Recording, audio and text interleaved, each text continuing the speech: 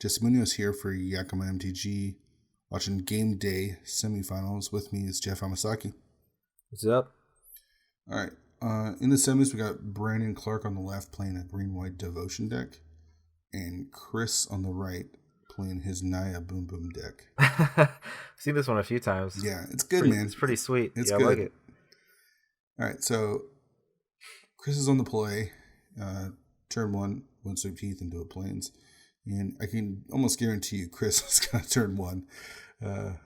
If he doesn't have a turn one, then something's going wrong on his deck.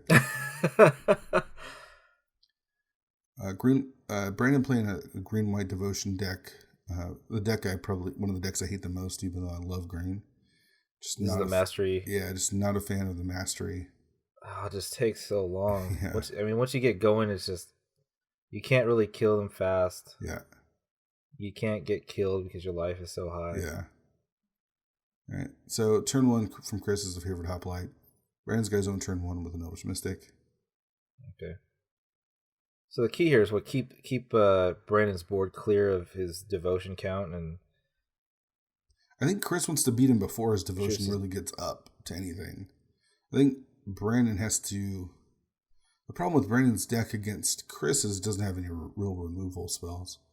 So there's no real interactions, and Chris's stuff can get really big really fast. So, and take for instance his favorite hoplite, text for 3, turn 2, and then he can pop that ordeal of Perforos next turn. All right, Brandon with the turn 2 Course of Krufix, which is always good. Land on top, which you can't play yet. Chris with the Wooded Foothills into a plane, so he's on point with his mana. He's got one of each, and I think that's pretty much all that Chris needs in this deck. Right, and he's got fuel for his Become Immenses. Yep. So his favorite hoplite is already big. I see a Dramoka's Command in his hand, in Chris's hand. That card is sweet. Maybe a Teamer Battle Rage. Maybe a couple of them. All right, so he's going to put a +1/+1 counter and I guess fight. I guess he could also make him sacrifice the artifact as well. So pops the Ordeal of Perforos, hits him for 3, and then hits him for a bunch more. So 5, 6 more? Yeah. Jeez. So Brandon's down to 8 and lost his Courser. Brandon does. I think that's the problem with his deck is he just has no real interactions with Chris. Den Protector face up, and there's a Master of the Unseen. That's just too late. Yeah. If Chris can kill this, okay, well, so he doesn't even have to kill it because he has Teamer Battle Rage. Yeah. Oh. So that's a ton of damage. It's 6/7 double strike, trample. Boom boom. Yeah, not much Brandon can do there. Wait, is that why he calls it boom boom? Is because it's double strike? Because of the double strike. Is that why? I don't know. I don't even know if he really calls it Naya Boom Boom. I just remember asking him on camera, what's the deck called, and that's what he did. All right, so let's see what everyone's bringing in. I totally missed both of their sideboards. Let's see what Brandon takes out. Again, Brandon just has no real ways of interacting. I don't think this deck really runs any enchantment removal, like what are those, like suspension fields or anything that. I think he really wants like Valorous stances, right? Those would be pretty good. Valorous stance would be good because it could somehow protect his things and as a form of removal as well. I'm not sure what if he has them though. Deathmist Raptor is actually a pretty good card against Chris. Still, it's so slow. Like, yeah. I mean, you can play an Elvish Mystic into Deathress Raptor. The problem is if Chris can kill it, then there's no. It takes way too long for you to get it back. Right. Let's see what Chris is looking at. This Teamer Battle Rage just does so much work in his deck. And that's really the heart of his deck is those Battle Rages. Is heroic everything up, and then Right. when they try to chump block, you just battle rage past it and hit him for $1 billion.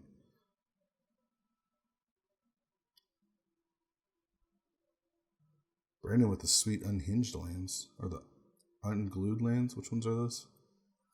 The first. What was the first one set? Unglued? Yeah, unglued. Yeah. Yeah.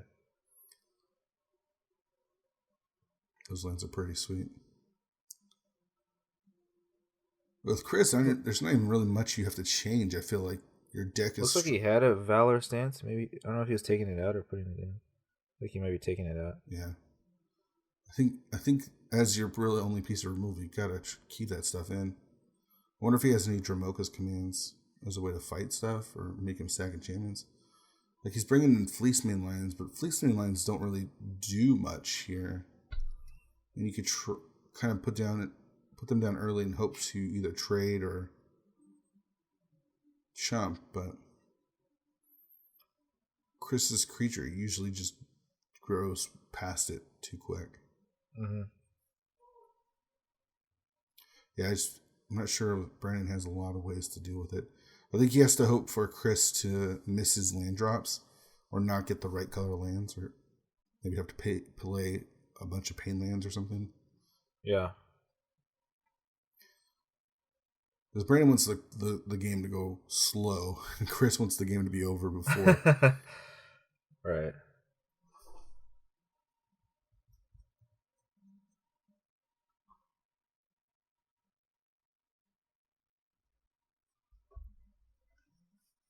Yeah, this green white devotion deck. I think just the bad taste that I had in my mouth the first time I saw it on camera at CG. Well, I think the first game we saw on camera was a mirror match between the green white devotion decks, and game 1 went to time.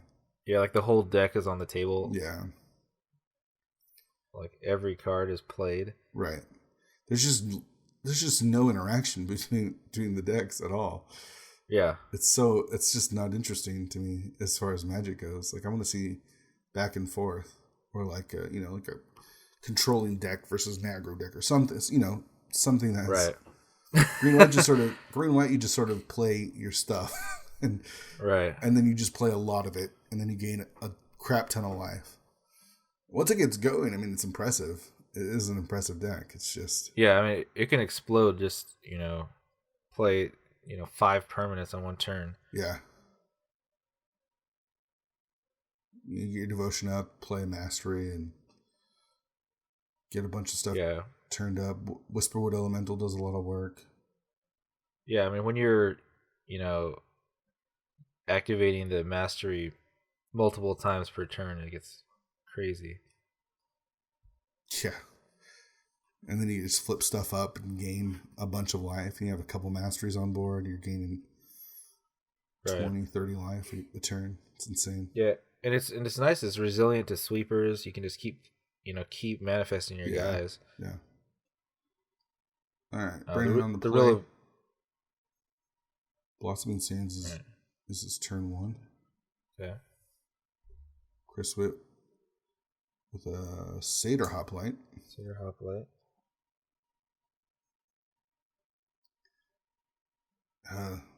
Another tap land for Brandon. I just feel like you gotta be dropping stuff. He has to be getting his mana ramp out there, Sylvan Caryatids and Elvish Mystics and whatnot. Alright, so Chris plays a Defiant Strike, triggers Heroic, gives it +1/+0, and he gets to draw a card.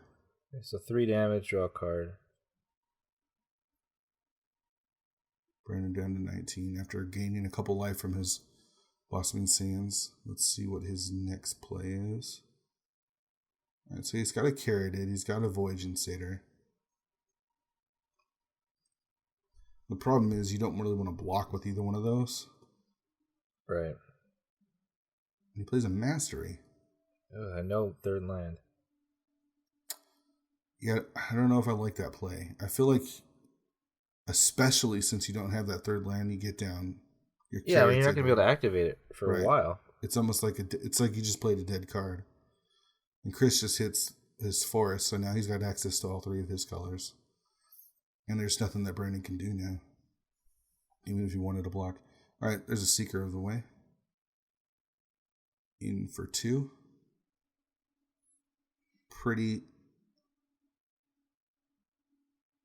small play there from Chris, just developing his board. Brendan hits another tap land and plays the face main line.